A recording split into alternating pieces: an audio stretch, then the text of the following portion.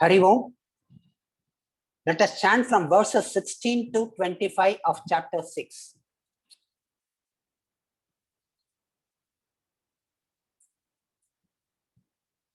Natyashnatastu yogosti na chaikantamanashnataha na chati swapnashilasya jagrato naiva charjuna yuktahara viharasya yuktacheshtasya karmasu युक्तस्वप्नावबोधस्य योगो भवति दुःखः यदा विनियतं चित्तम् आत्मन्येवावतिष्ठते निःस्पृहः सर्वकामेभ्यः युक्त इत्युच्यते तदा यथा दीपो निपातस्तः नेङ्गते सोपमा स्मृता योगिनो यतचित्तस्य युञ्जतो योगमात्मनः यत्रो परमते चित्तं निरुद्धं योगसेवया यत्र चैवात्मनात्मानं पश्यन्नात्मनि तुष्यति सुखमात्यन्तिकं यत्तद् बुद्धिग्राह्यमतीन्द्रियं वेत्ति यत्र न चैवायं स्थितश्चलति तत्पतः यं लब्ध्वा चापरं लाभं मन्यते नाधिकं ततः यस्मिन् स्थितो न दुःखेन गुरुणापि विचाल्यते तं विद्या दुःखसंयोग वियोगं योगसंहितं स निश्चयेन योक्तव्यः योगो निर्विण्णचेतसा संकल्प प्रभवान् कामान् त्यक्त्वा सर्वान् शेषतः मनसैवेन्द्रियग्रामं विनियम्य समन्ततः शनैः शनैरुपरमेत् बुद्ध्या धृतिगृहीतया आत्मसंस्थं मनः कृत्वा न किञ्चिदपि चिन्तयेत्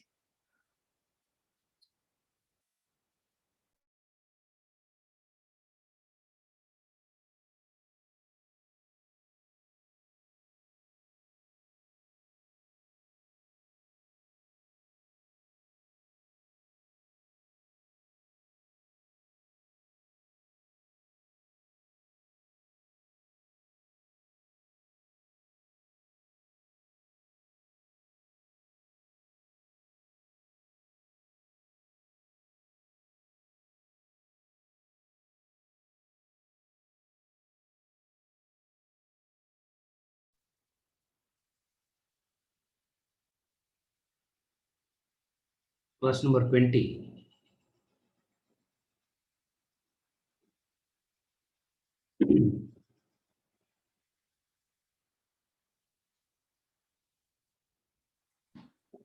यत्रो परमते चित्तं निरुद्धं योगसेवया यत्र चैवात्मनात्मानं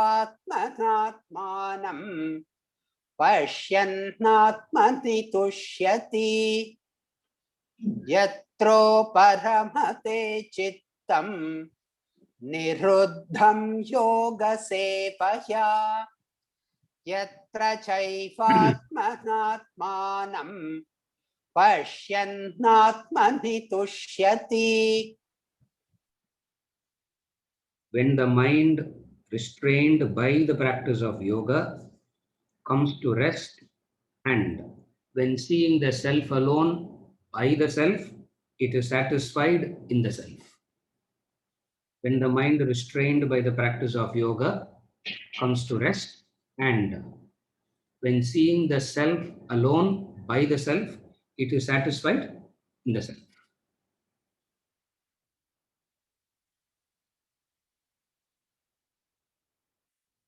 The mind controlled by yoga comes to rest in the self. That's what is.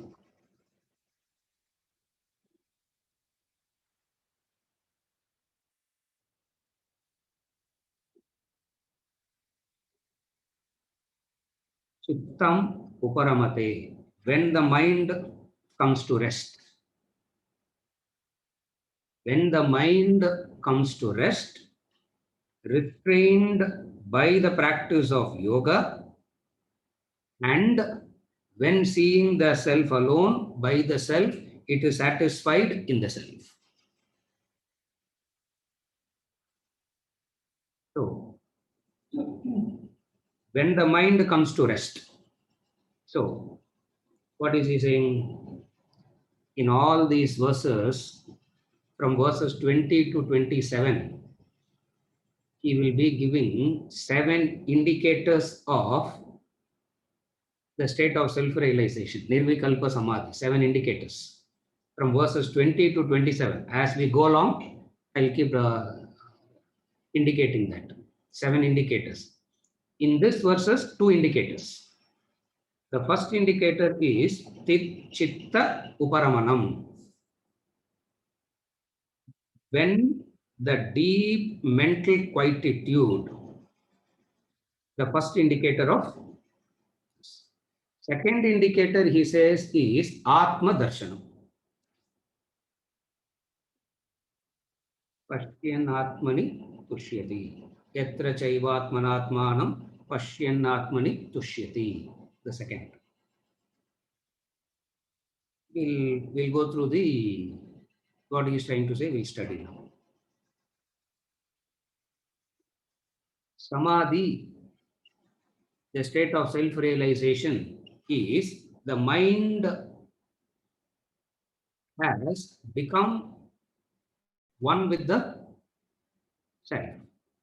The Jivatma has become one with the Paramatma. That is the state of Samadhi. Now, the Jivatma has become one with the Paramatma is the state of Samadhi. Will give us no understanding or no motivation or no drive about what is that Samadhi. So what he does, he takes the concept of Samadhi and elaborates it in what is happening at the level of the individual. Are you able to follow? So what he is doing here is he is taking up the state of Samadhi and explaining it in terms of the manifestations in an individual, which is more conceivable by the intellect, which is more conceivable. Though the theorem, the formula is Samadhi is Jivatma has become one with the Paramatma. There is no duality. Where duality is gone, where the duality is merged, where the duality has stopped. This is the state of self-realization. How is elaborating it? Restrained by the practice of yoga. Restrained by the practice of yoga.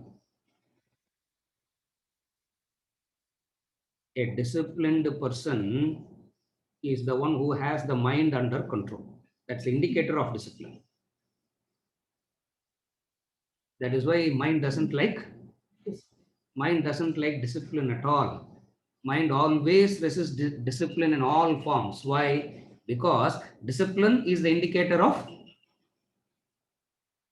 control over the mind. Discipline is the indicator. And what is discipline?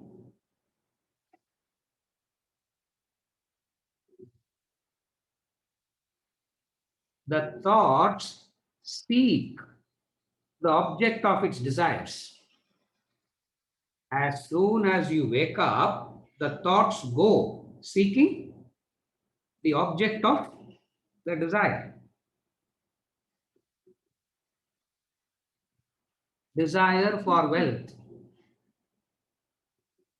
You will wake up and you will want to see what happened in the share market or what is going to happen today. As soon as you wake up, this is what comes. It means that desire drives your thought to the respective area of your desires. What is discipline? Now, what is discipline? Allowing the thought to flow. What is discipline? Restraining it. Restraining it is discipline. When you restrain it, the mind will not like it. The mind will not cooperate. So what do you do? What do you tell the mind? Okay, wait. I will attend to you, but first let me finish my yoga practices and come. Cooperate till I finish my yoga practices. Then I will attend to you. And the mind says, okay, it is waiting. And make the mind permanently wait. For the yoga practices keeps on telling you that it is, the yoga practices tells you that it is futile. It is futile. It is futile. So what do you understand from this? Desire for wealth drives your mind to wherever wealth can be found.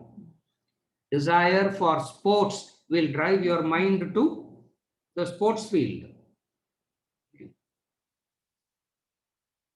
Sir, today is a very important day. Seekrama muchidungo, because we have to watch the trend, because counting would have started already. Trend will start coming by 8:30, 9 o'clock. So finish the class early so that we don't want to lose the thrill of the trend. What trend in Nikki Vijay? Now, what is the trend today?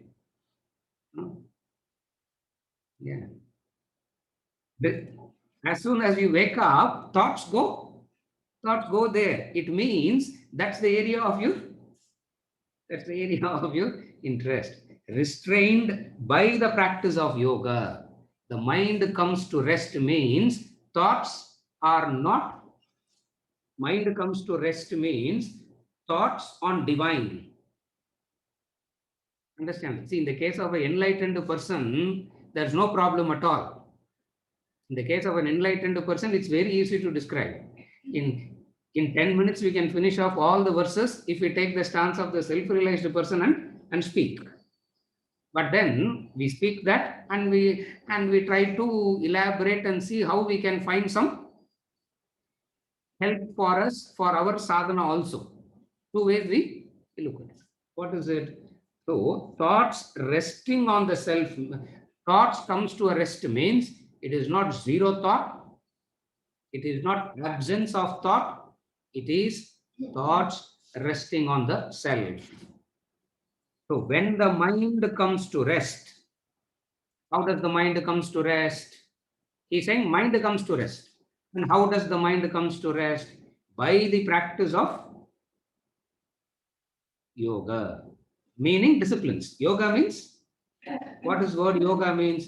Yoga means disciplines. What are the disciplines? Karma yoga, bhakti yoga, jnana yoga, whatever be those disciplines are. We are not getting into those details because it has already done all that. By the practice of yoga, you can include yoga, asana, pranayama also in that word yoga. All you can, because it is all inclusive word. The yoga is an all inclusive word. It's not only you don't have to necessarily restrict it to karma, bhakti, jnana yoga. You can add the yoga as in asana, pranayama, all disciplines. In nutshell, yoga means disciplines, all disciplines. So when the mind has come to rest because of the disciplines. So what is the first thing? Mind comes to rest. Chitta uparamate. Yatra uparamate chittam. That is the word. That is the verse. Yatro paramate chittam. அப்படிதான் வெங்கட் சொல்லி கொடுத்திருக்கிறாரு நம்மளுக்கு. That's how Venkat starters. Yatro paramate chittam அப்படின்னு. அவர் சொல்லி கொடுத்ததை நான் elaborate பண்ணி கொஞ்சம்.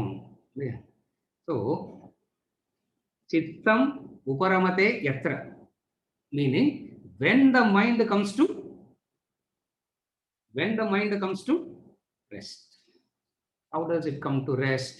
By the practice of, it comes to rest by the practice of yoga. From this we get a clue. What is the clue?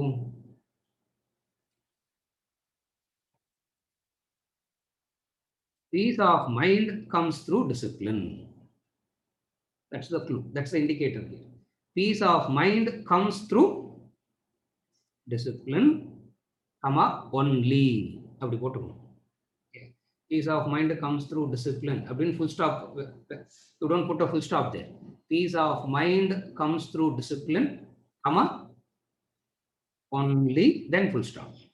Because when the mind comes to rest, restrained by the practice of yoga. First indicator. Desire for sports will take you to sports field. Desire for music will make you to go to YouTube in search of music. Desire for movie will make you to go to OTT platforms. Will make you to go in search of that. Wherever it is, the desire takes the thoughts. Desire carries the thoughts. And you have no restraint, and you have no control. What is yoga? Reduction of desires alone can bring about control of the mind. So discipline brings peace. I want to how to control the mind. Breathe in and breathe out. Mind comes under control. How to control the mind? Intently look at something. Looking at something intently, mind comes under control. You'll only get migraines. That's all. Nothing else will come out of all this. Only one way. What? By reduction of desires. By reduction of desires.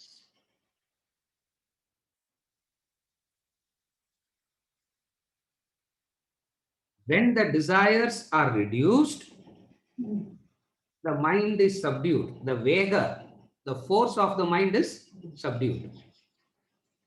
And the intellect would then be able to keep the mind in focus at a point. So first is the vega has to be reduced. When the vega is reduced, the mind is available. Mind is available for what? To focus at a point. That is samadhi. That is meditation. That is meditation. Not sorry. See, don't get confused. We'll be using words very liberally here and there, but we'll use words very, very liberally. Don't get carried away by the words.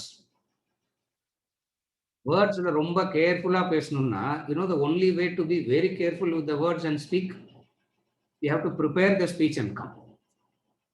Then only you'll be very careful with the words, because you can see the word, you can delete the word, you can add another word. எல்லாம் இல்லையா? இது verbal diarrhea. அதனால so just be since this being that kind of a thing, just be liberal with the words, because I said this is what is called samadhi, this is what is called meditation.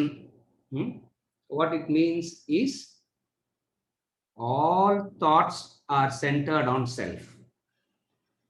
When all thoughts are centered on self, intellect would be able to direct the mind. Otherwise, intellect says, focus on the self, focus on the self. The mind says,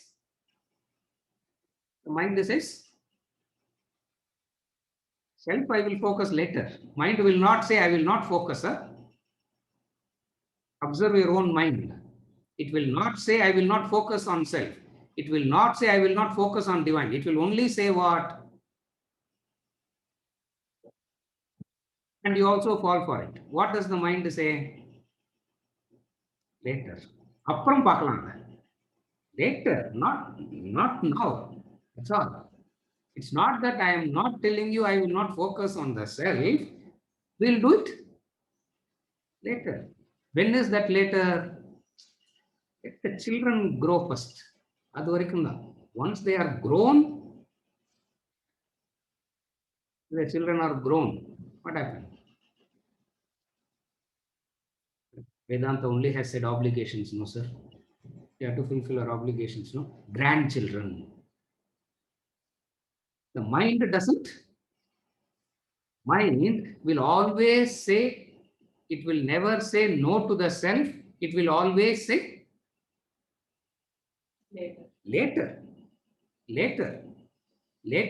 And what you have to tell that mind? Same thing that we have to return to the mind. Reverse. Reverse. Mind Later to the desires, to the self, now. Speak the language of mind to the mind.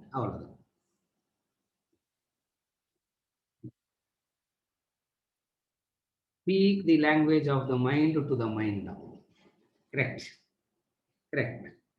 Mind says later. Mind says later. What do you say? You also say later. Correct. Later. But either later, either first. Likes and dislikes is later. Later meaning 5:30 in the morning you did not attend to likes and dislikes. By 9:30 you can attend. That 3 hours you can spend on the yoga. That's what it means. Able to follow? You need not start attending to it as soon as you wake up. You can. That is called practice of discipline. That's called restraining the mind.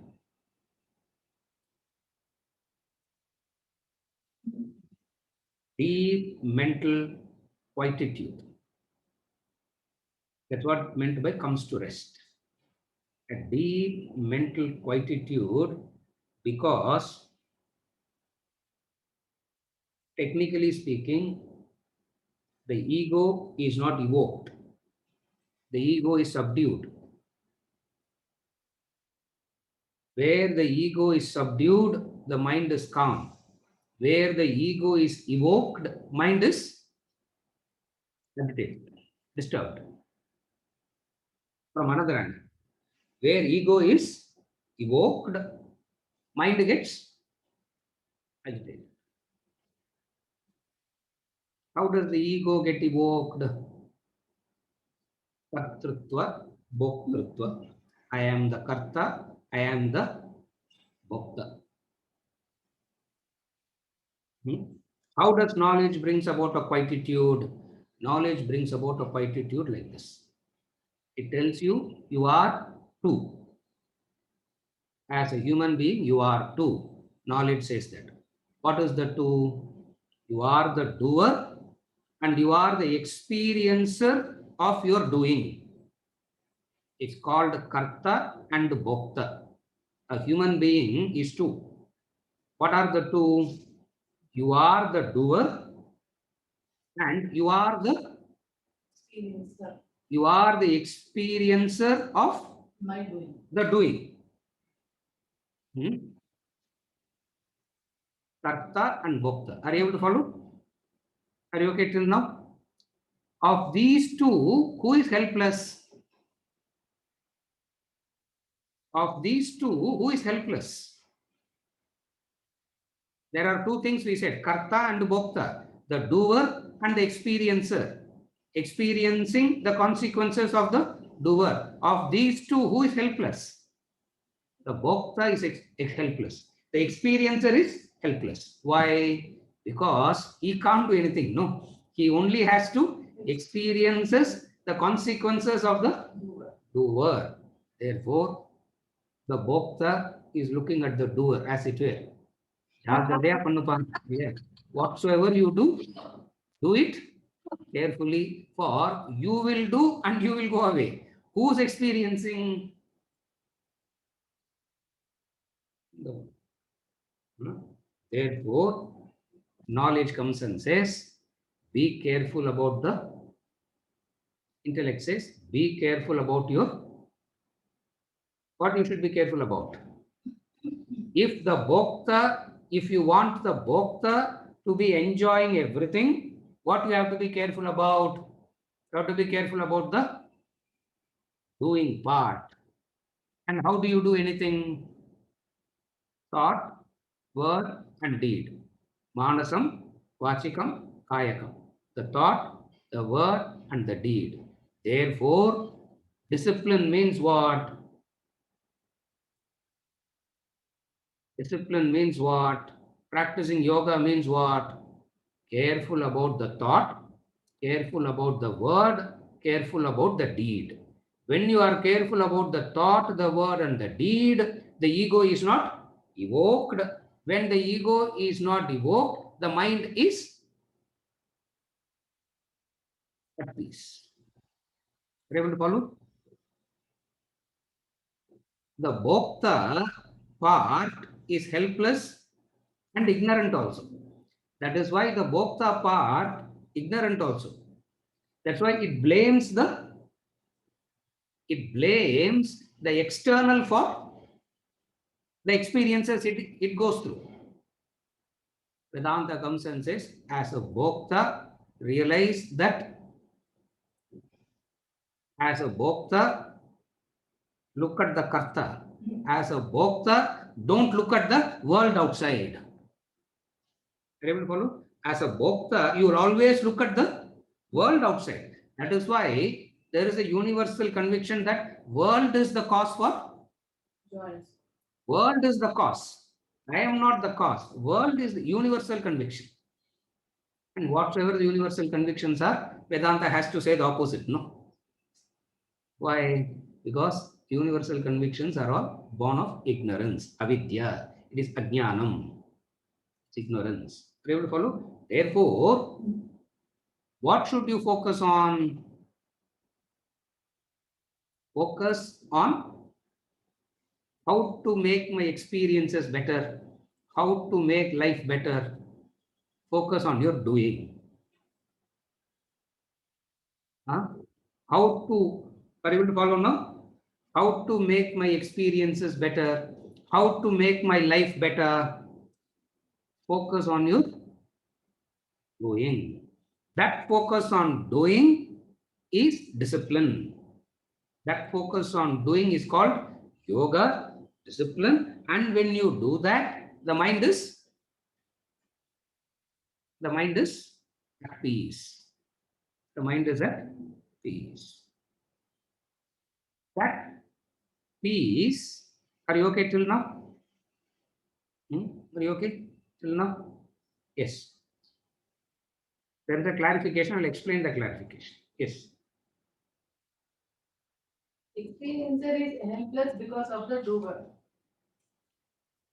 If doer helpless as much as experiencer is, can doer blame anybody just like experiencer can blame the doer that because of you I'm experiencing, so be careful about whatever you do.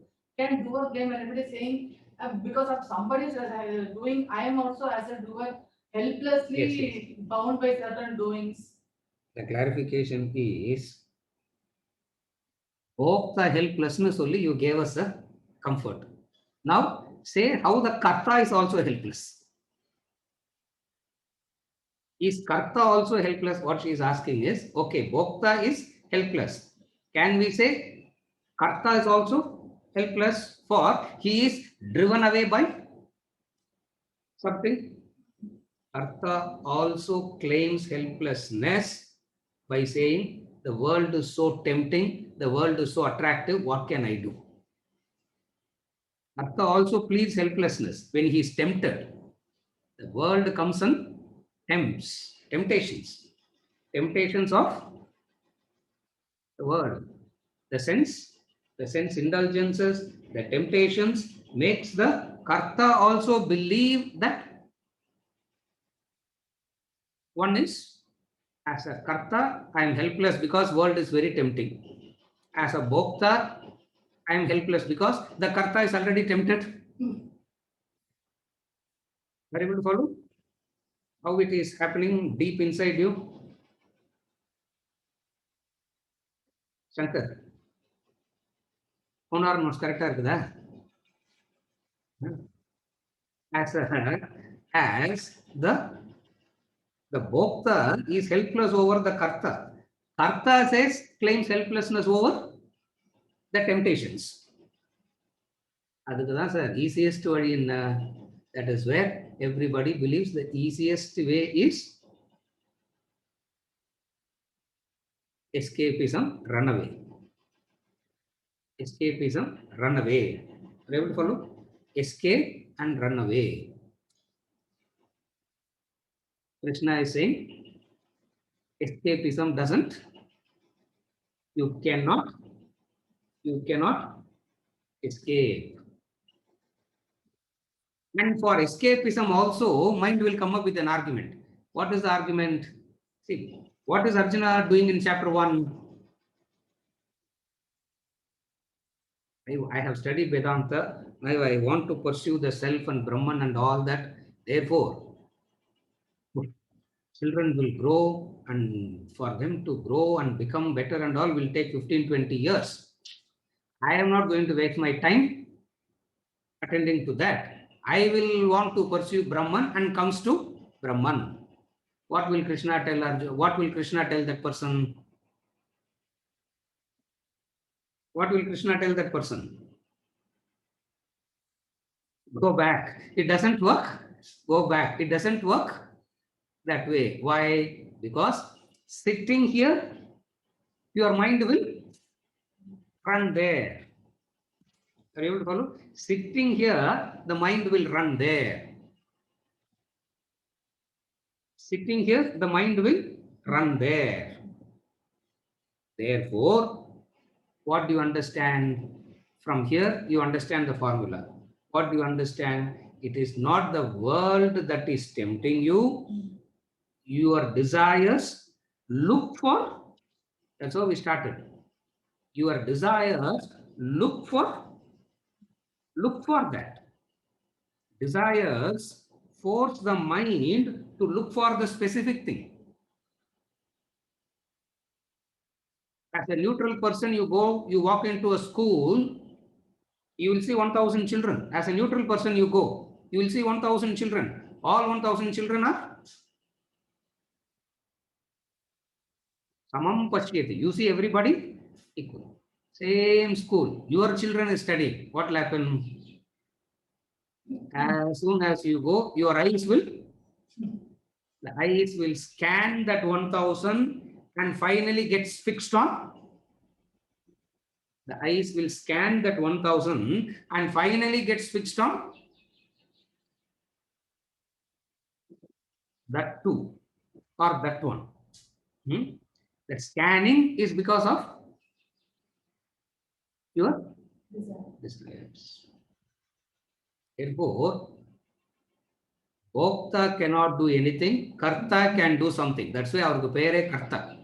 Karta cannot plead helplessness. That's why he is called karta. Karta means doer. He has the freedom to do. The word karta itself means he has the freedom to do. That's what karta means. The Sanskrit word karta, the concept of doer means you have the freedom to do. You have the choice. That's why he keeps on saying, from birth to death, cradle to graveyard, you keep making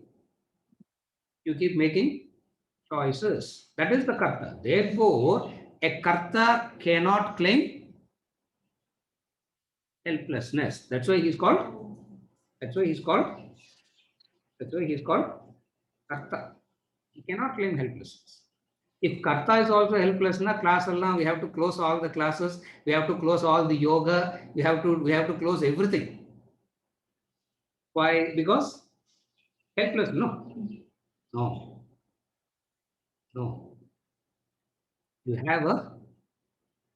You have that freedom. Karta has the mind says exercise the freedom to fulfill desires. Knowledge says exercise the freedom to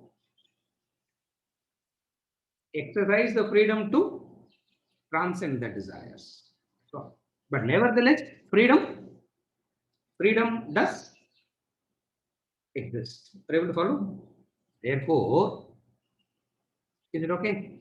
The first thing is chitta uparamanam, deep mental quietude, a deep peace of mind that a person has gotten into because of the discipline. So read like that. When the mind comes to rest, restrained by the practice of yoga. If you read it like that, it becomes clear. See, because it is poetry, you have to Yes. you have to rearrange and read. Second, when seeing the self alone by the self, it is satisfied in the self. Yatra chaivatmanatmanam pashyan atmani tushyati. Atma darshanam. What happens there?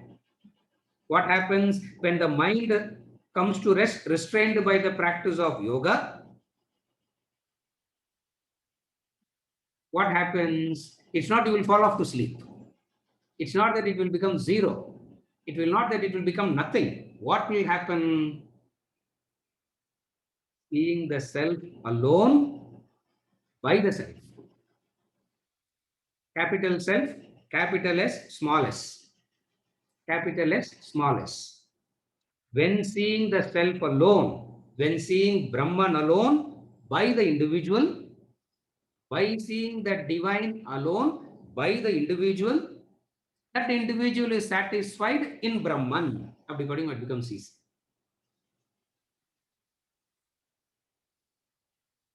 When seeing the self alone by the self, it is satisfied. It means, what is that it?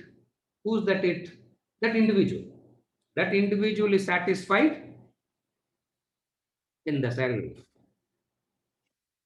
This satisfaction, this mind resting on the divine and consequently finding the satisfaction is what is called contentment.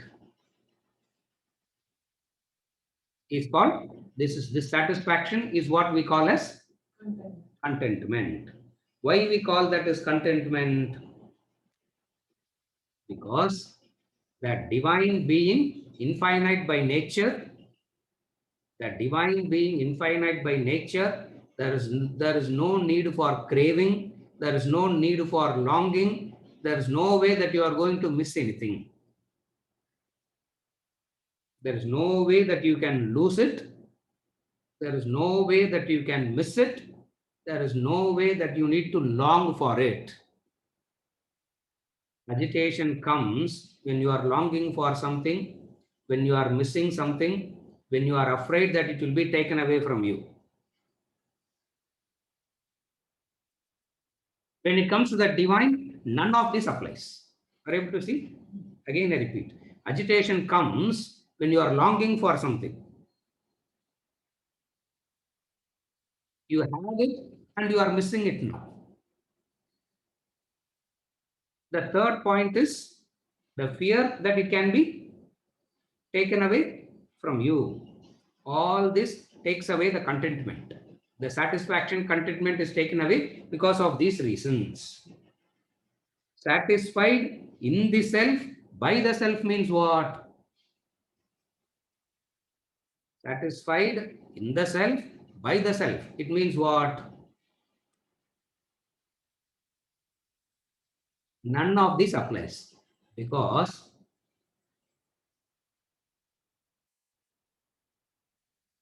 the divine can never be taken away. You can never miss the divine because you are that. You need not long for it as though it is an acquisition. You need not long for it as though you have to acquire it. You are not going to miss it either, nor it can be taken away.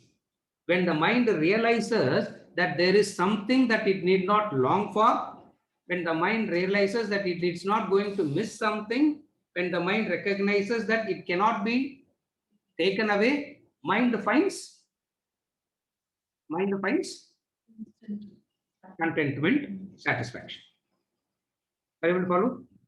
That is what is meant by saying seeing the self in the self by the self. Seeing the self alone by the self, it is satisfied in the self.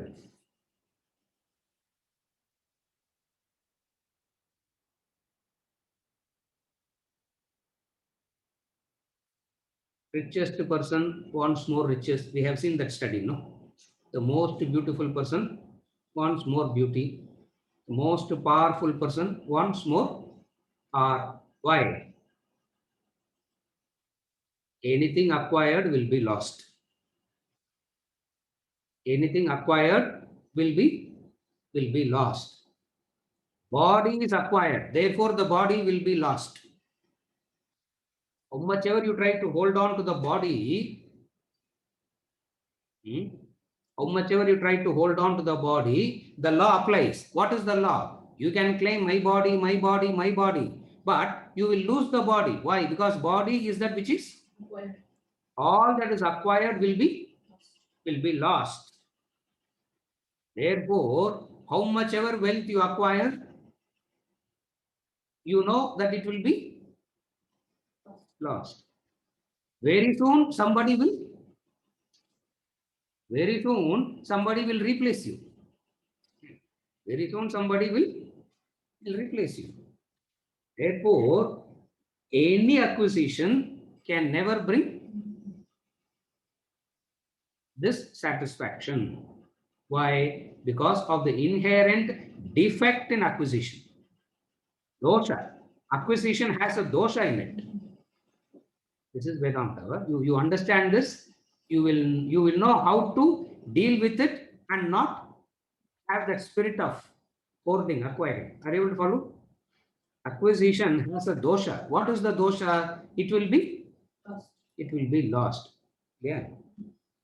Economics, they teach, inflation.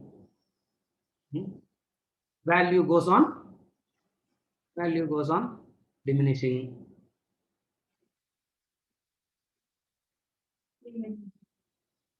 Everything goes on reducing. And yet the mind craves for acquisition.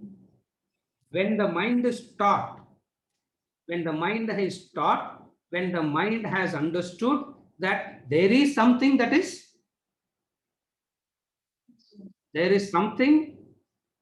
which is its own, that cannot be lost, that is infinite by nature, what happens?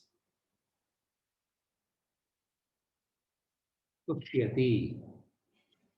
Tushyati means satisfied. Tushyati comes from the same root, trupti. All comes from the same root. All comes from the same word. Tushyati, trupti. Clear? Trupti acha, சாப்பிட்டு முடிச்சதுக்கு அப்புறம் you ask, இல்லையா? Allah, trupti acha. And the other person say, ஒன்னும் பிரயோஜனம் இல்ல. You should not say that. No. What will the other say? Yeah. Trupta smaha, the fellow also says, Abbada, I am truptaha. And this truptaha is only for 4 hours. This truptaha is only for 4 hours. For the next round starts again. Next round starts again. Satisfied in the self, by the self. True happiness lies in your own self. True happiness is inside. Whenever they say inside, where inside? Yeah. Inside, no, where will look for you to find out inside? Deep up, you will come out through the other side. Then where is inside? Inside means the mind has this knowledge. The mind has developed this understanding. What is the understanding? the understanding that divine is not an acquisition. Therefore, there is no fear of losing it. There is no fear of it diminishing. There is no fear of losing it. There is no fear of diminishing. You are that already. You are that already. When you recognize that, there is this satisfaction. When you recognize this, there is this satisfaction. True happiness lies in your own self, nowhere else. It is the core of your personality. Therefore, Vedanta says, seek happiness within. Seek that happiness within. Seek that happiness within. This is verse number 20. Yes. Now the present state of the mind is that the mind believes that world is the source of joy and happiness, and also that the world is the cause for joy and sorrow. My question is there a difference between world is the source of joy and sorrow, world is the cause of joy and sorrow, or are they different? How should we understand it, right? The clarification that she is asking is, right now the mind is believing that world is the source of joy and sorrow. World is the cause for joy and sorrow. How does one Understand it, How right? does one understand it rightly? And the cause and the source, are they same? Are they different? How does one understand it rightly? Keep listening to Bhagavad Gita classes again and again. That's all. For all the classes, this is what is being explained. Are you able to follow? The cause, the word cause, what is the other word? So, Source. It's not a linguistic class. We are not having a linguistic class as to say the difference between cause, source, அதெல்லாம் வந்து Friday ஜிடியில் வச்சுக்கலாம் இல்லையா? All that is for the Friday class. Cause, the source, all means what? All means what? It means only one thing. It means only one thing. What is it? The mind believing that happiness is outside. Are you able to follow? Mind is convinced that happiness is from outside. You can call it cause, you can call it source, you can call it ignorance. Any word, all can be used synonymously. All can be used synonymously. Are you able to follow? Therefore, the source of it is, the root of it is mind believing that happiness is outside. Repeated manana, repeated shravana, repeated manana has to be done again and again and again to understand that it's not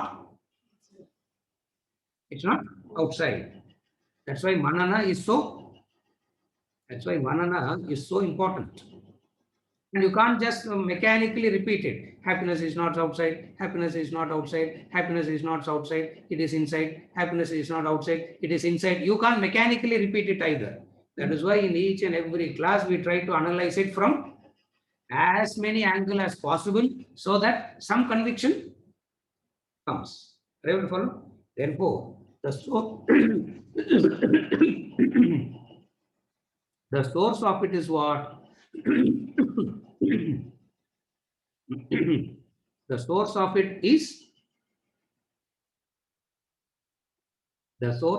is the ignorant notion. Happiness is outside. If happiness is outside, the corollary is sorrow is also outside. If I say happiness is outside, by corollary, sorrow is also outside.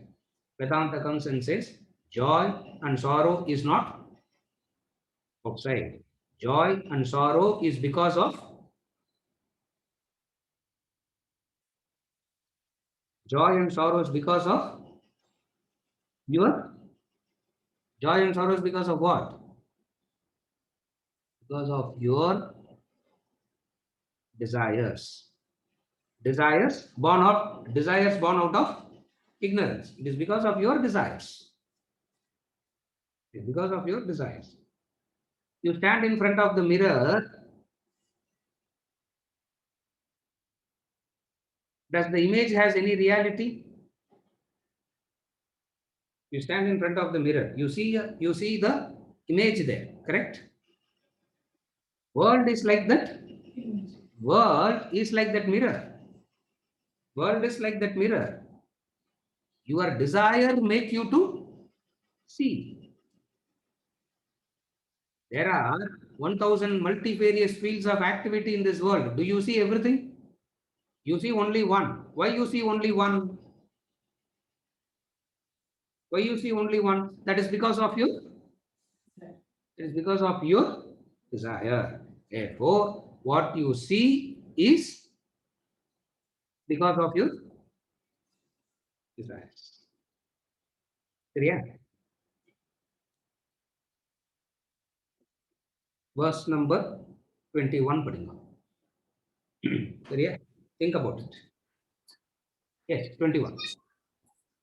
सुखमात्यन्तिकं यत्तत् बुद्धिग्राह्यमतीन्द्रियं वेत्ति यत्र न चैवायं स्थितश्चलति तत्त्वतः सुखमात्यन्तिकं यत्तत् बुद्धिग्राह्यमतीन्द्रियं वेत्ति यत्र न चैवायं स्थितश्चलति तत्त्वतः. When he knows the supreme bliss, which can be grasped by the intellect, which transcends the senses, and wherein established, he never moves from reality. Again, when he knows the supreme bliss, which can be grasped by the intellect, which transcends the senses, and wherein established, he never moves from reality.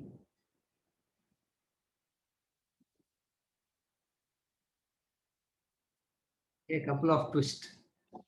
A couple of twists.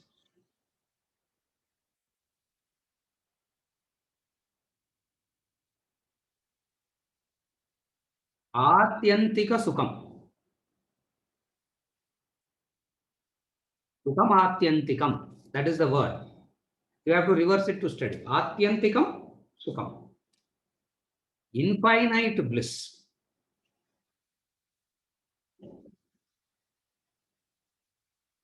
When he knows the supreme bliss, which can be grasped by the intellect, or twisted, which can be grasped by the intellect. Intellect cannot grasp. And he says, grasp, which can be grasped by the intellect, which transcends the senses. Grasped by the intellect, which transcends the senses, wherein established, he never moves from the reality.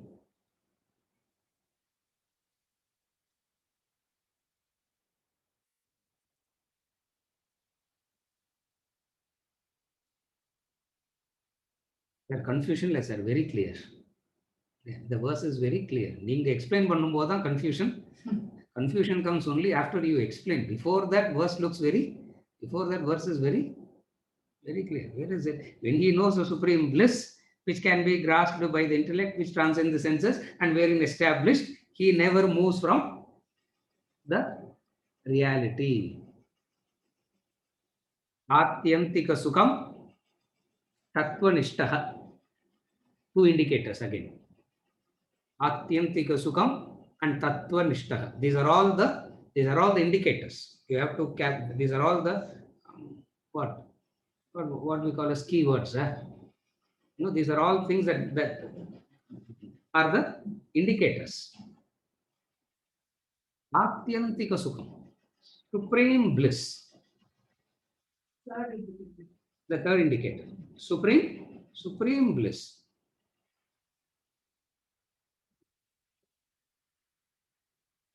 Tat buddhi grahyam, which can be grasped by the intellect. That atyantika sukham, which can be grasped by the intellect, but transcends the senses. How do you understand that? How do you understand that? Bring in the explanation. Through buddhi, you can understand the distinction between the reflected face and the original face. Stand in front of the mirror. Reflected face can be seen. The original face, Cannot be seen. what you see in the mirror is reflection of your face. So what you are seeing is a reflection. And for reflection to happen, what you need? Clean surface. For reflection to happen, what you need? இப்போ நான் break எடுக்கிறேன். I am taking a break now. எல்லாரும் type பண்ணுங்க. Original, light and medium of reflection. Correct. You need the medium. The mirror is needed. Correct. The mirror. Clean surface. Mala. Mirror. Adengappa. I thought Mala is very dumb. Huh? She got the right mirror. Mirror. Correct. To see a reflection, what is required? Mirror. The mirror is required. What is that mirror? Okay. In the face and the reflection, you can understand. What is the mirror? The world is the instruments. The world is the mirror. So what the buddhi understands? What can be grasped by the buddhi? What can be grasped by the buddhi? The buddhi grasps whatsoever is seen, perceived, understood is only a reflection, and there is a reality behind it. Whatsoever is seen, experienced is only a reflection, and there is a reality behind it. That is grasped by the intellect. Everyone follow? That is graspable by the intellect. When the reflected face goes, when the mirror is taken away, what goes away? Reflection. When the mirror is taken away, the reflected face only goes away. The original face remains. Clear? Mirror is lost, you will not say, I am lost. The reflection is lost, you will not say. When somebody is taking the mirror away, you will not say, you will not say, no. Though you see the reflection there. This is buddhi grahyam. Buddhi grahyam means grasped by the intellect, means knowledge. So buddhi grahyam has to be understood, which can be grasped by knowledge. That's why we insist on the knowledge. Intellect means knowledge, which is beyond all senses. Which is beyond all senses. Which is beyond all senses means that transcends the sensual enjoyments which are impermanent.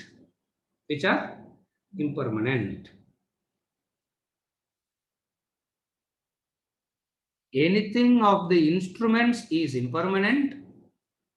That which is beyond the instruments is permanent. The external ananda comes and goes, but the swarupa, but the original doesn't. That is called Tattva Nishtaha. That's what he says. He never moves from reality. Wherein established, he never moves from reality. Tatvataha itaha na chalati.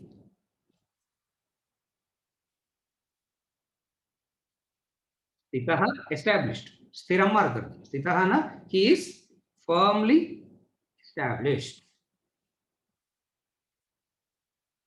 Never moves. Firmly established, never moves. He's saying firmly established, never moves from what? From the reality. What is that? He sees the reflection, but doesn't misunderstand the reflection to be. He doesn't misunderstand the reflection to be the real. What come and go? The image come and go. The reality doesn't come and go. What is the benefit of knowledge? This is the benefit of knowledge. See, relatively speaking, understand it in a relative sense. Swamiji always gives us example to understand this, which can be grasped by the intellect. Swamiji gives us elaboration again and again. What is it? You speak broken language. Once you have learned the proper language, you can never go back to broken language. Once you learn to be civilized, you can never go back to barbaric way of living. You cannot go back. Once you have learned the civilized way, you can never go back to uncivilized way.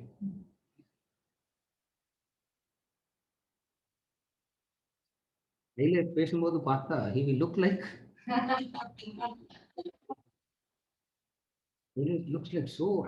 I really don't know whether he's civilized or not. I have to ask the wife only in private. So never go back to uncivilized. Never go back to uncivilized way of. You cannot. That is what is called by, which can be grasped by the intellect. Knowledge keeps you stira. Knowledge keeps you steady. That's what he says, which can be grasped by the intellect. Meaning, knowledge keeps you steady. You never move away from knowledge. You never move away from knowledge. You never move away. Why?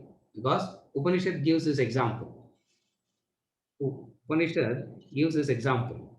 Beautiful example. And Swamiji quotes that example in the commentary.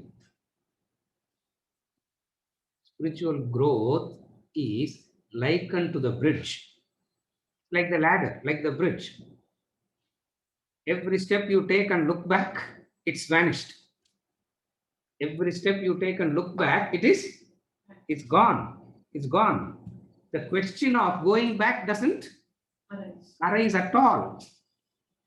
Question of going back doesn't arise at all. Like, you cannot be civilized in the morning and uncivilized in the afternoon. No. It means you are truly uncivilized. You are putting up the facade of being civilized. Yeah. So it is pseudo-civilized, not truly civilized. Correct? If you are truly civilized, you can never go back because that is burnt. If you are truly civilized, you can never go back. Why? Because it is burnt. But if I am able to go back, means what? It's the I haven't moved forward. I am only putting up that mask, which can be grasped by the intellect. Buddhi grahyam means knowledge. Sthiti. It is knowledge that keeps you. It is knowledge that keeps you sthira, established. Person established in knowledge, that knowledge will not allow the mind to get tempted. When the person is not established in knowledge, the mind slips. mind gets tempted. If you are established in the principle of honesty, the mind will never get tempted to anything dishonest by nature. Are you able to follow? It will never go back.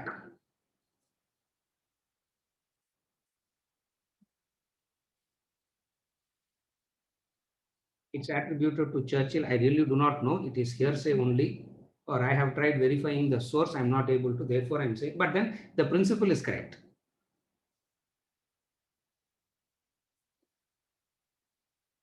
Every man has a price. Every human being has a price. Churchill. Find that person's price and pay. That person can be bought. Vedanta comes and says, yes, it is true only to a person who doesn't have knowledge and conviction. A person who has knowledge and conviction cannot be bought for a price. Why? He doesn't lack anything. He is in that infinite state already. What can you give and tempt him? What can be of tempting to that person? What can tempt him? In that sense, relatively also it is true. Even relatively also it is true. That's why the example that Swamiji gives. If you have learned to speak the proper way, you can never go back to Old ways. broken language. You can never go back to that old Yes. language. Nachalati means the mind doesn't slip away at all. Nachalati means mind doesn't slip away at all. Moving means slipping. I want to keep the mind focused in the class, and my mind is saying, "About இன்னும் 10 நிமிஷம் தான் இருக்குது. I can go and watch the trend." அப்படின்னா mind has slipped. Because I'm so worried. யார் வரப்போறாங்கன்னு தெரியல. Yeah, I'm so worried about who's going to come, who is not going to come, who should come, who should not come. It doesn't make any difference anyway to your. Doesn't make any difference anyway. Are you able to follow? This is called chalati, moving.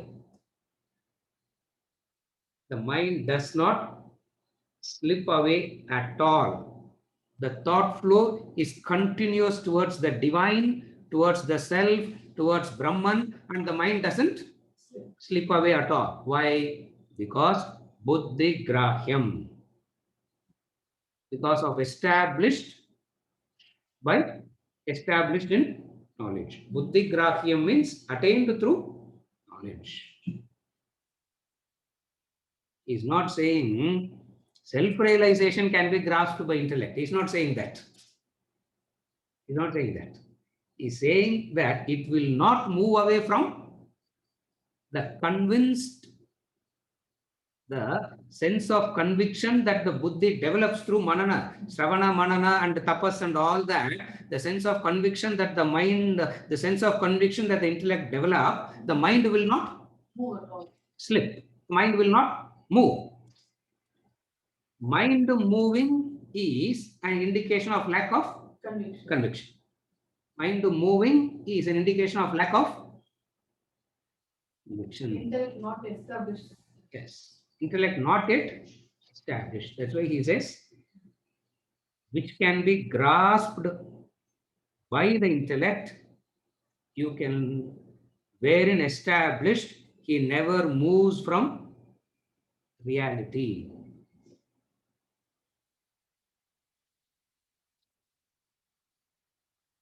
What is that? It is not a thoughtless state. When I say it is not a thoughtless state, means I'm talking about the practice of meditation. It's not the thoughtless state. It is the state of claiming your original identity. Trying to establish in your original identity is meditation.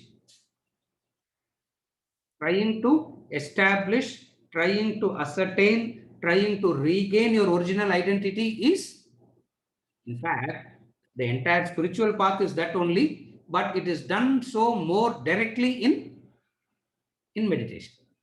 The entire spiritual path is that only. to reclaim, to regain, and finally to say, what is this reclaiming, regaining and all? It was never lost in the first place. So foolishly I was thinking that I have lost it, I have to reclaim, I have to regain, I have to all. So foolishly I was thinking, for I have never lost it in the first place. He never moves from reality. He never moves from reality, which transcends the senses. Which transcends the senses. Sensual enjoyments are objective and impermanent. Objective means it needs an object.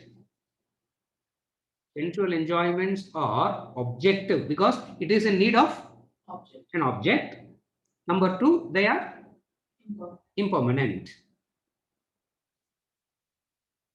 The bliss of self-realization, the bliss of Brahman, your own Swarupa, your own original nature. Whenever we say Brahman, Atman, you have to all understand it as your own nature, your own Swarupa, your own nature, your own nature. What is your own nature? Your own nature is that of subjective and everlasting. That's what is meant by transcending the senses.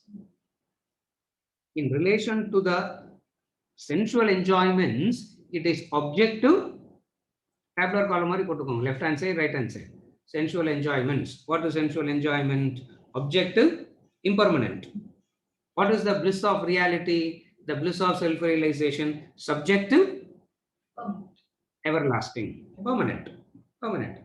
Subjective and everlasting. Subjective means Swarupa, one's own, its intrinsic nature.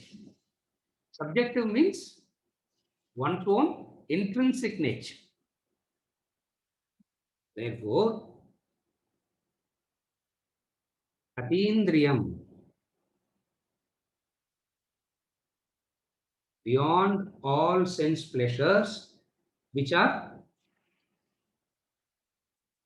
not objective, not subject to arrival and departure. This arrival and departure, he has already said it in chapter 2, and right through the Gita he keeps saying, they come and go, Arjuna. Ram titikshasva Bharata. They come and go. Verse number 14, chapter 2. They come and go. Arjuna. What do you do with that? They come and go. What do you do with that? Witness it. They come and go. What do you do? Be objective to that. Do not get carried away by the arrival, or do not get carried away by the departure. Do not get carried away by the arrival and do not get carried away by the departure. Then what do you do? Sakshi. Be a Sakshi. Witness. They come and go. Day before it happened, no? In a matter of 2 minutes, back-to-back call. The first call came to me from one of my cousins about the arrival of the newborn. I said, congratulations, kept to the phone. Immediately another call. Somebody calling and announcing the departure of. There is an arrival, there is a departure. And this arrival and departure keeps happening. What do you do? Atindriyam. Atindriyam means you witness it. Witness it means Do not get carried away by it. So, what is he saying here? Grasped by the intellect means crossing a bridge which vanishes behind you with every step forward that you take. Therefore, no way you can go back. In fact, why will the fellow wants to go back? What will be the motivation to go back? Is there anything that is valuable to go back? After coming out of gutters, what is there to go back to that? Hmm? The question of retracing doesn't arise at all. The question of going back doesn't arise at all. That is why in Vedanta we say it is not possible where you see the divine for 20 minutes and come out. People say, no, I was with God for 20 minutes in meditation and then I came out. Tomorrow again I have to, tomorrow again I will sit with God for another 20 minutes and come out again. Huh? How can you come back? If you are coming back means what you have seen there is, if you are coming back, what you have seen is only a hallucination. What you have seen is only an imagination, not divine. For once you see it, you don't.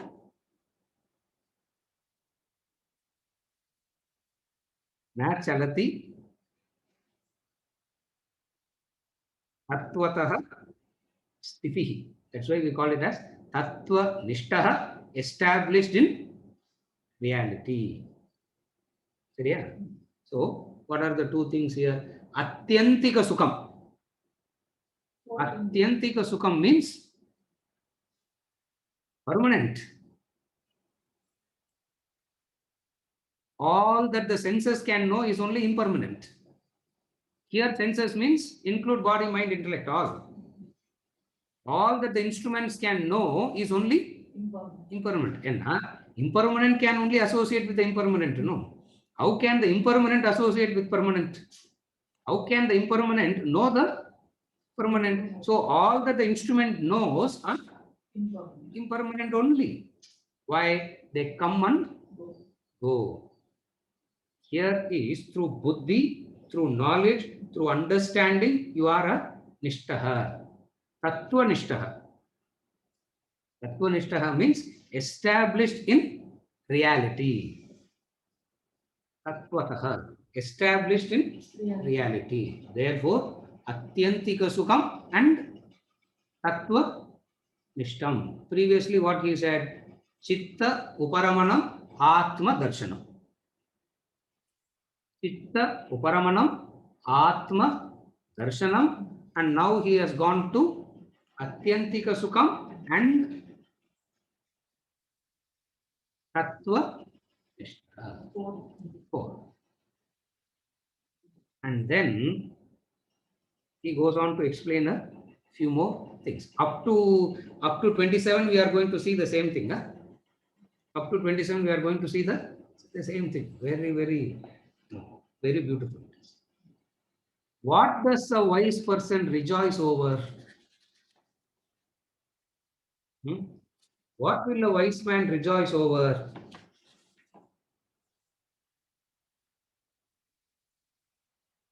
Only when something other than you is come. Rejoicing implies the other. Here it is.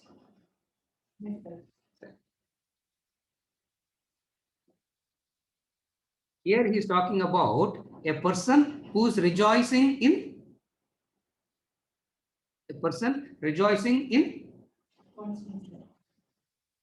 oneself. This is what is meant by atyantika sukham. Are you able to follow? With this, we conclude verse number 21 and we move on to verse number 22 in the next session.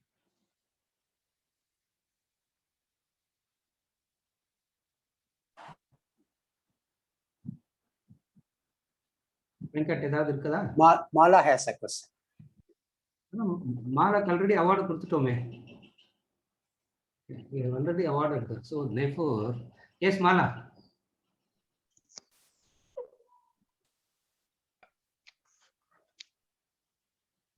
Is your Namaskar, Swami. yeah. I have a couple of questions. Yes.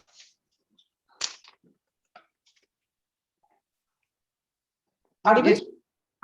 I'm சொல்லுங்க. Yes. Namaskaram. Couple of questions. One is,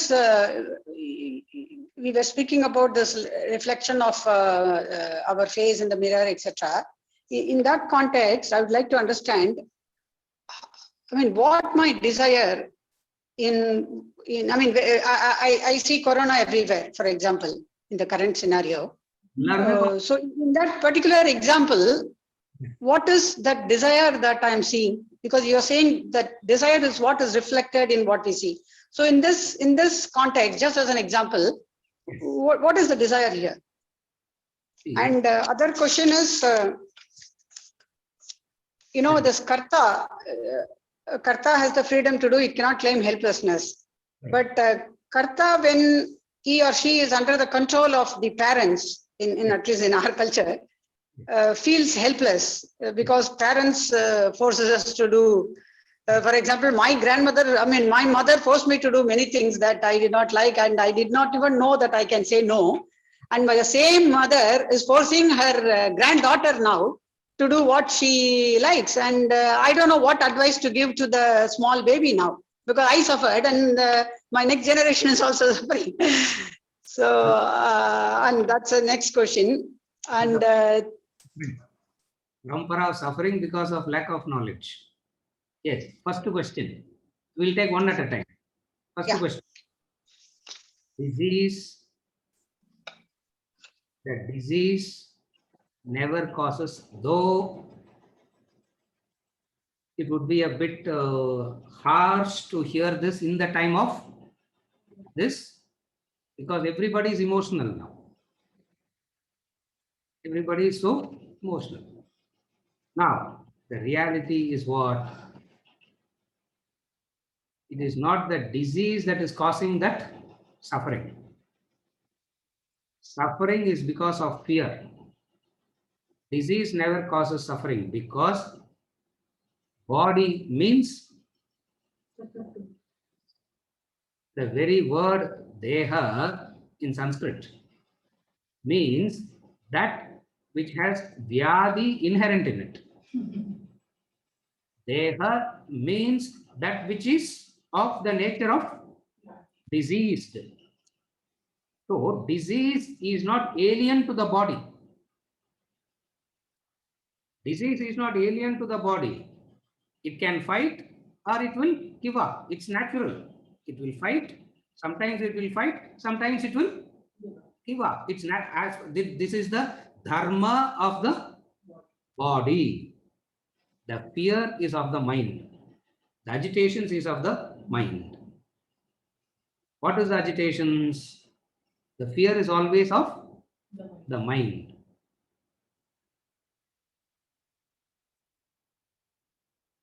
More than the coronavirus, the deadly virus is the fear of it. The fear of it. We are not saying don't take precautions and all that. I'm already vaccinated 2 weeks back. Second vaccination I took 2 weeks back. So, mask illame na vella polam polrukku ipo. Now, the fear. Why that fear? Fear is because of ignorance. Fear is the inability to resisting, inability to accept the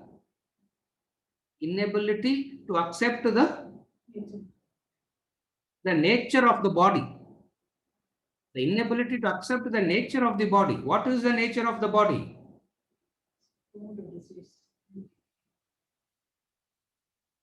Birth, growth, disease, decay, death. What is the body? Birth, growth. When we want to stop at the second point. 3, 4, and 5 should not happen. What is the third, fourth, and fifth? Disease, decay, death. The fear is about the disease, the pain. We are not wishing for pain. We don't want others to go through pain. In fact, we all pray that nobody should go through. Loka samasta sukhino bhavantu, sarva mangalani bhavantu is what the prayers is always. That's what we pray always. But the reality is, when I have to face it, I face it gracefully. I face it magnanimously. I don't collapse. I don't cry. I don't complain. I don't suffer. Why? Because the nature of the body is to go through this.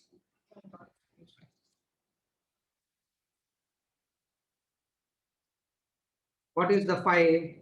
Birth, growth, disease, decay, and death. The virus is the fear. The fear is more dangerous than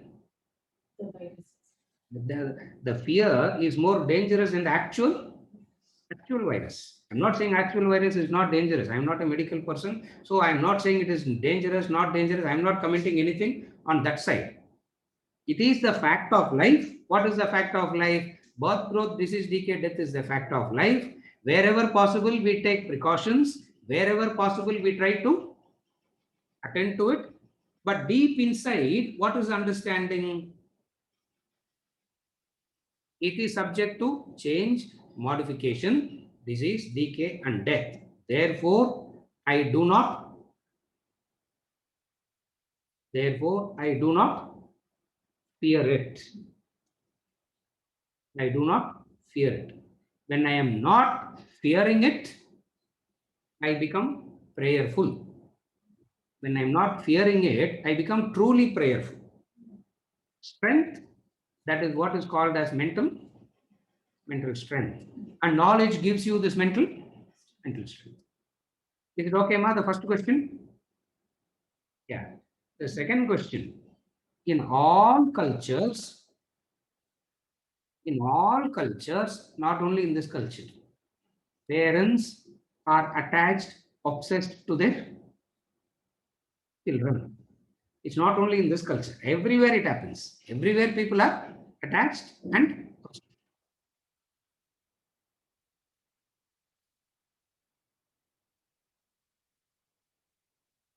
What can one do?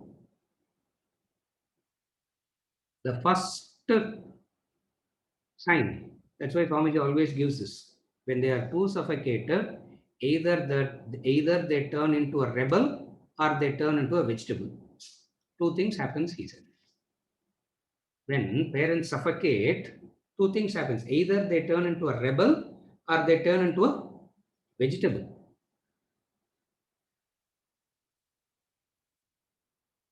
Turning into a rebel is much better than turning into a vegetable. Turning into a rebel is much better, because at least there is something that is happening. And blissfully,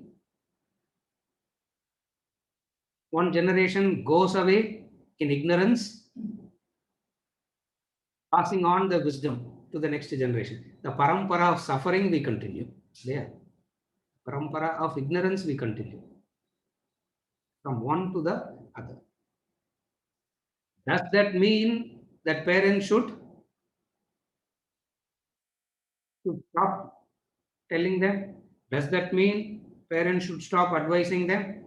Yadyata charati sreshtaha tattat eva itara janaha sayat pramanam kurute lokas tada lokaha tat anuvartate.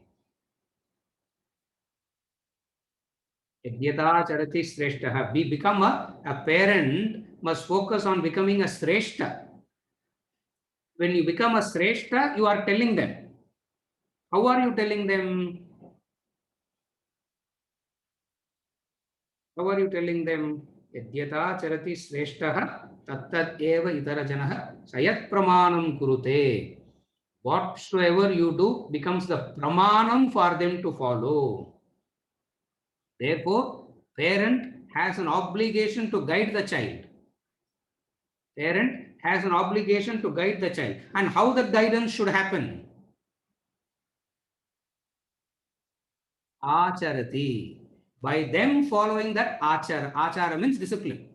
By them following the discipline, they tell the child. Are you able to follow? One. Second is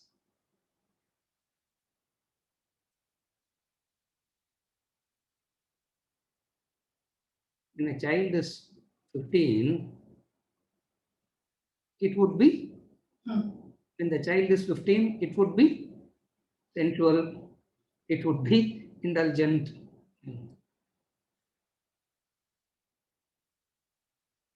Few years back, a fellow came, brought his son.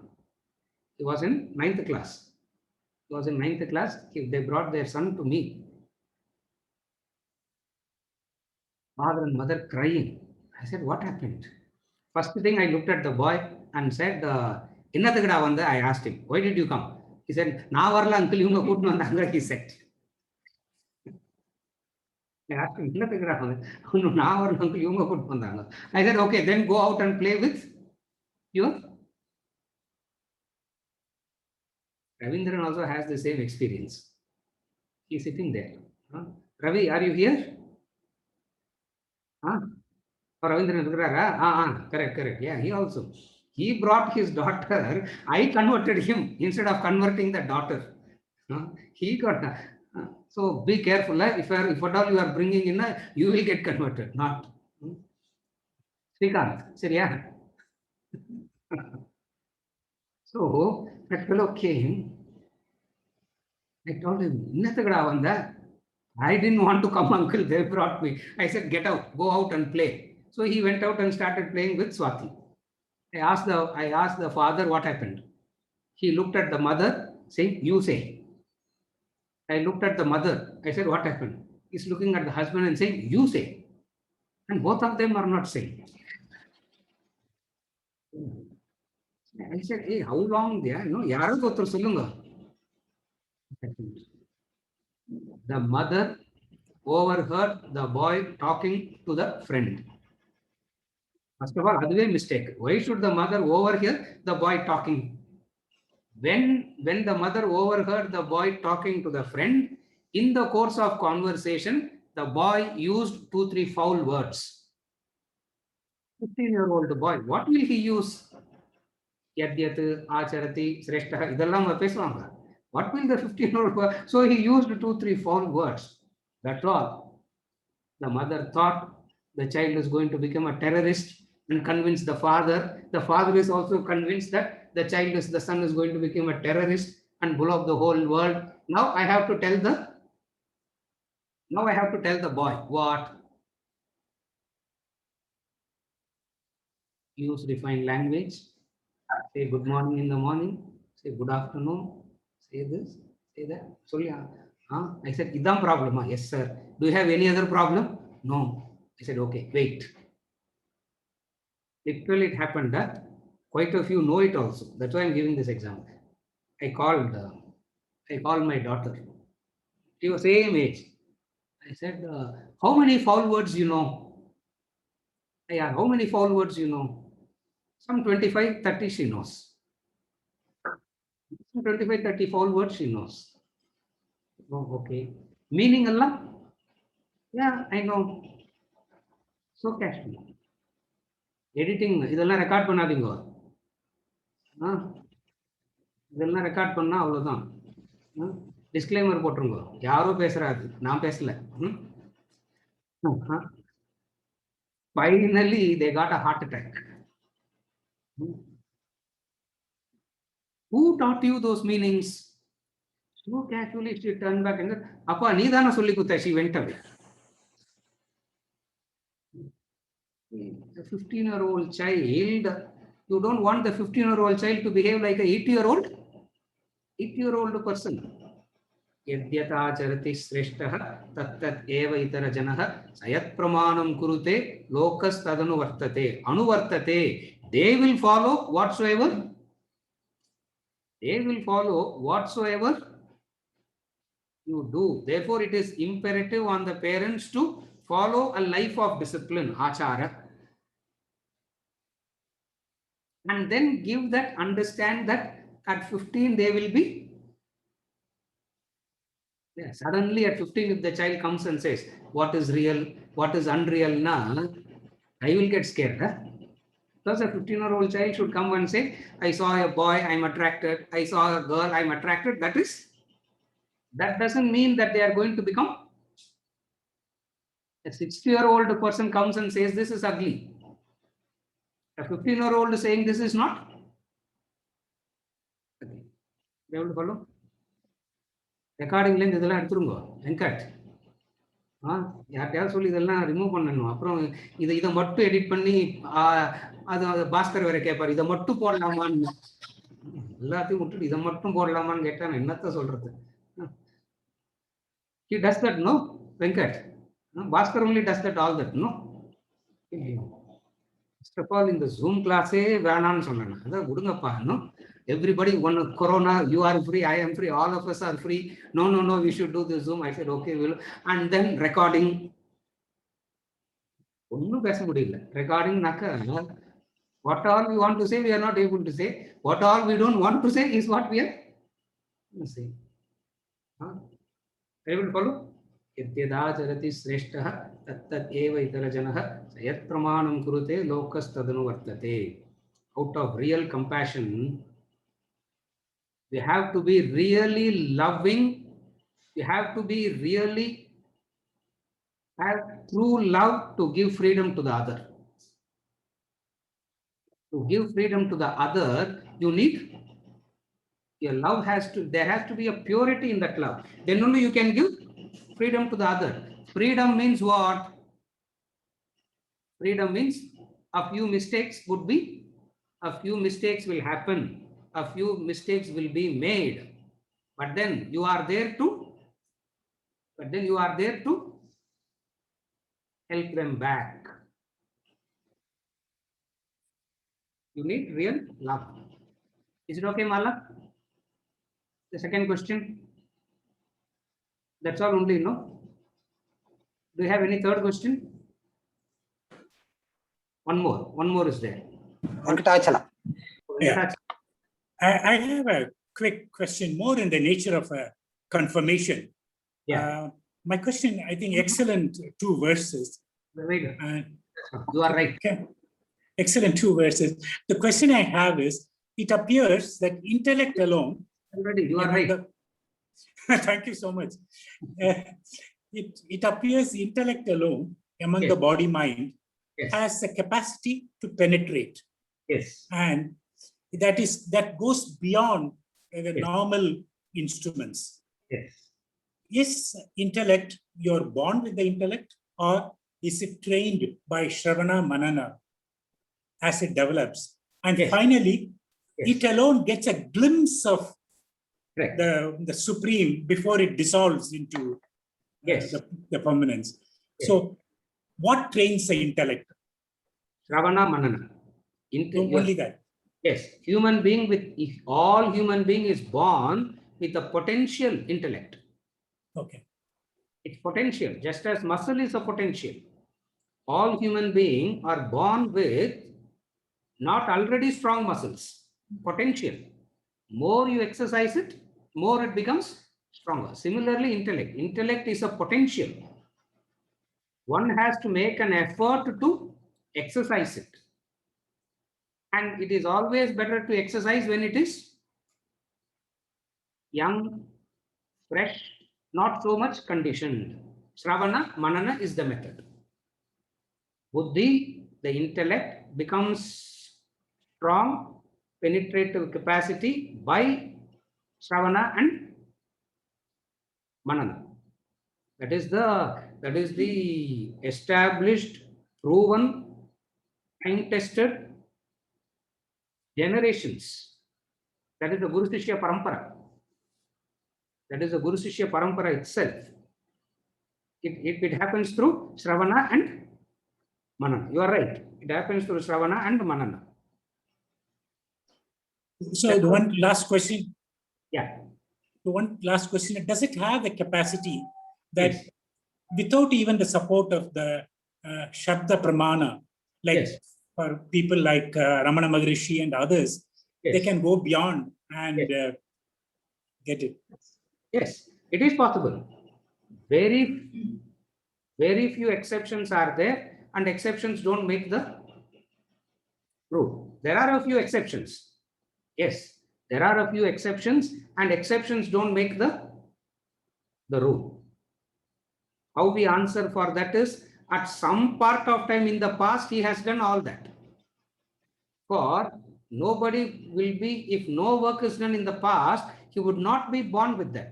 So at any point of time, we didn't see it happening in that specific embodiment, but for sure it happened in the past in some embodiment. Therefore, whether we are aware of it or not, whether we see it or not, Shravana Manana is the way. In some cases, what we call as exception, it's not an exception at all. It's not an exception at all, because it was done, practiced at the time where we were not, where we couldn't see it. I couldn't see it doesn't mean the practice didn't happen. Is it okay, Venkatachala? Therefore, it is Shravana and Manana. Shravana and Manana. Coupled with Bhakti. See, without Bhakti, Shravana Manana will not bring any transformation. That's verum professorial attitude. So, Shravana Manana, what is implication? What is implied in Shravana Manana? Shraddha and Bhakti. Shravana Manana coupled with Shraddha and. Is it okay? Yes. Yes. So can it makes my understanding right that all the time I'm trying to see only through the instruments, my own nature, my soul, my original nature, which cannot be seen. I'm trying to see only through the instruments. Yes. Is this understanding correct? Correct. And my nature cannot be seen through the instruments because it is beyond. Yes. She is asking. She is not able to see the original nature because all perception happens through the instruments. Yes. It is beyond, it is that which is enlivening the instruments. The enlivener cannot be seen by the enlivened.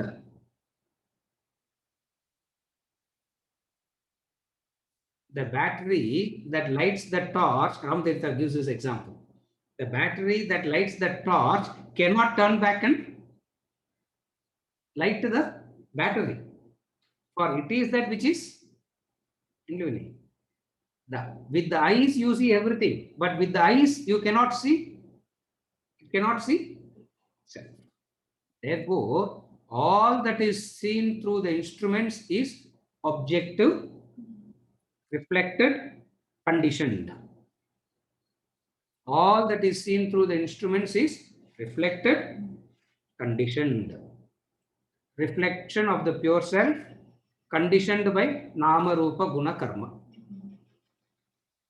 Conditioned by Nama Rupa Guna Karma.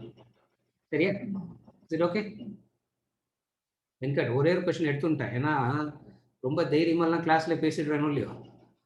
இல்லை, after the class I have to be very, அதனால தான். So I'm sure everybody will understand that. Shankar, புரியுதா? With this, we conclude for today and we continue with 22 in the next